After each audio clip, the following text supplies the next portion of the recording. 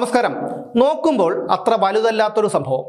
നമ്മുടെ മാധ്യമങ്ങളൊക്കെ അങ്ങനെയാണ് ഗൗരവമായ ആ വാർത്ത റിപ്പോർട്ട് ചെയ്തത്.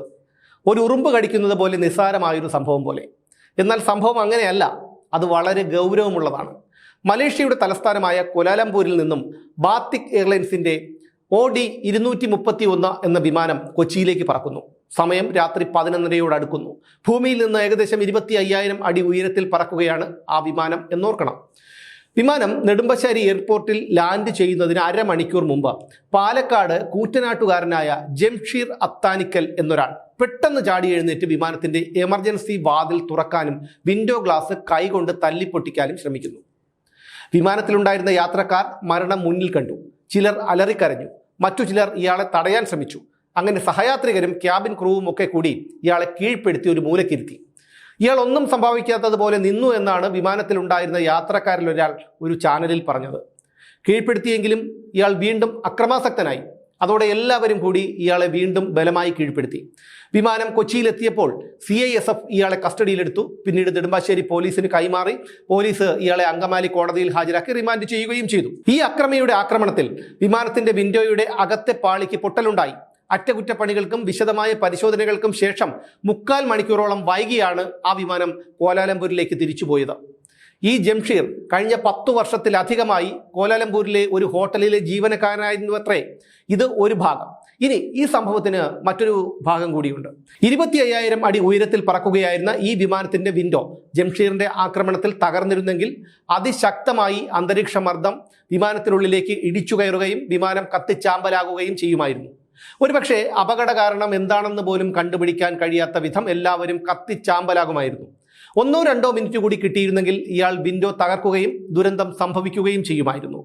വിമാനം പുറപ്പെടുന്നത് കോലാലംപൂരിൽ നിന്നാണ്. അമേരിക്കയും ചൈനയും സൊറോസും ഉൾപ്പെടുന്ന ഡീപ് സ്റ്റേറ്റിന്റെ മറ്റൊരു കേന്ദ്രം. വെള്ളിയാഴ്ച FCRA ബിൽ പാർലമെന്റിൽ പാസ്സാക്കാനിരിക്കുമ്പോഴാണ് ബുധനാഴ്ച വിമാനത്തിൽ ഈ സംഭവം ഉണ്ടാകുന്നത്. FCRA ബിൽ പാസ്സായാൽ ഡീപ് സ്റ്റേറ്റിന്റെ ഫണ്ടുകൾ ഇന്ത്യയിലേക്ക് എത്തില്ല.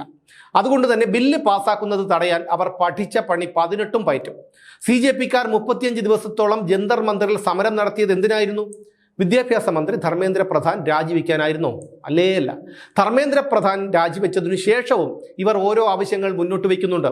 ആവശ്യമില്ലാത്ത കാര്യങ്ങളിൽ പോലും ഇടപെടുന്നുണ്ട്. പ്രധാനമന്ത്രിയെ പരിഹസിക്കുന്നുണ്ട്. സമരക്കാരെ പോലീസ് മർദ്ദിച്ചതിന്റെ പേരിൽ ആഭ്യന്തരമന്ത്രി അമിത്ഷാ രാജിവെക്കണമെന്ന് ആവശ്യപ്പെടുന്നുണ്ട്. അങ്ങനെ പുതിയ ആവശ്യങ്ങളുമായി വരികയാണ് CJP നേതാക്കൾ. കുറച്ചുകൂടി വ്യക്തമായി പറഞ്ഞാൽ, പാറ്റകൾ ജന്തർ മന്ദറിൽ നടത്തിയ സമരം വെറും ഒരു പുകമറ മാത്രമായിരുന്നു. ഇവരുടെയൊക്കെ യഥാർത്ഥ ലക്ഷ്യം ഇന്ത്യയിൽ അരാജകത്വം ഉണ്ടാക്കി ബംഗ്ലാദേശും നേപ്പാളും പോലെ ഒരു ഡീപ് സ്റ്റേറ്റ് സർക്കാർ കൊണ്ടുവരിക എന്നുള്ളതായിരുന്നു. ഇതെല്ലാം മനസ്സിലായതുകൊണ്ടാണ് അപ്രതീക്ഷിതമായി പാറ്റകളുടെ ആവശ്യം കേന്ദ്ര സർക്കാർ അംഗീകരിച്ചു കൊടുത്തത്. പാറ്റകളും പിന്തുണക്കാരും പോലും കരുതിയിട്ടുണ്ടാകില്ല കേന്ദ്ര സർക്കാർ തങ്ങളുടെ ആവശ്യങ്ങളെല്ലാം ഇത്ര പെട്ടെന്ന് അംഗീകരിക്കുമെന്ന്. പാറ്റകളുടെ ആവശ്യം അംഗീകരിക്കുന്നതിന് മുമ്പ് തന്നെ നിരാഹാരം കിടന്ന സോനം വാങ്ചുക്കിനെ കാര്യങ്ങളുടെ കിടപ്പ് വെടിപ്പായി പറഞ്ഞു മനസ്സിലാക്കി കൊടുത്തു. അതോടെ ചുക്കിന്റെ വഴിക്ക് പോയി. പാറ്റ തലവന്മാരിൽ ഒരാളായ സൗരവ് ദാസിന്റെ പിതാവ് നേപ്പാളിയാണെന്നാണ് പുറത്തു വരുന്ന വിവരം. വിദ്യാഭ്യാസ വായ്പ എടുത്തും സ്കോളർഷിപ്പും കൊണ്ടാണ് താൻ അമേരിക്കയിൽ പഠിക്കാൻ പോയതെന്നാണ് അഭിജിത്ത് പറയുന്നത്. ഇത്രയും കഷ്ടപ്പെട്ട് പഠിക്കാൻ പോയവൻ അവിടെ ചെന്ന് പഠിച്ച് വല്ല ജോലിയും വാങ്ങി വിദ്യാഭ്യാസം തിരിച്ചടയ്ക്കാൻ ശ്രമിക്കുമോ? അതോ ഇതുപോലെയുള്ള വേണ്ടാതീനം കാണിക്കുമോ? എന്ത് വില കൊടുത്തും FCRA ബില്ല് പാസ്സാക്കുന്നത് തടയേണ്ടത് ചിലരുടെ ആവശ്യമാണ്. ഇനി വീണ്ടും ജംഷീറിലേക്ക്. ജംഷീർ മജിസ്ട്രേറ്റിന്റെ മുന്നിൽ വെച്ച് ജാമ്യാപേക്ഷയുടെ പേപ്പറുകൾ പോലും കീറി എറിഞ്ഞു കളഞ്ഞത്രേ. അതായത് താനൊരു മാനസിക രോഗിയാണെന്ന് വരുത്തി തീർക്കാനുള്ള ശ്രമം. എന്തായാലും ഇവന്റെ വീട്ടുകാർ ഒരു വക്കീലിനെ വെച്ചിട്ടുണ്ടാകും.